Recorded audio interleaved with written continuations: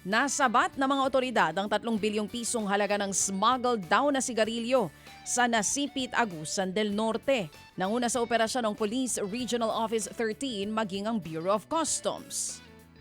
Kasunod po yan nang natanggap nilang sumbong mula sa isang residente sa kahinahinalang aktibidad ng mga pump boat sa lugar.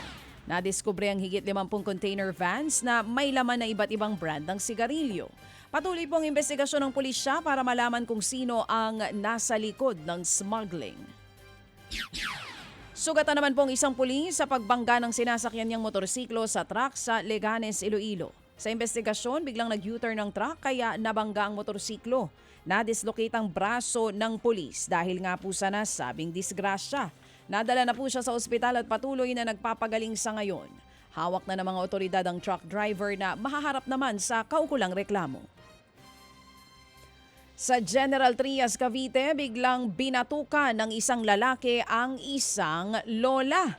Sa video, makikita nga kung paano dumakma ng pansit ang lalaki at bigla itong inihampas sa batok ng biktima. Nagulat na lamang ang lola na namamalengke lamang noon. Iniinda niya po ngayon ang pananakit ng ulo. Ipinablatter na rin ng pamilya ng biktima ang lalaki at ipinatatawag sa barangay. Wala namang pahayag ang lalaki kung bakit nga ba ito nanakit. Pero nangako ito na sasagutin ang pagpapagamot ng lola. Hindi na po naghain ng reklamo ang ginang pero plano ng LGU na magsampa pa rin ng kaso laban sa suspect.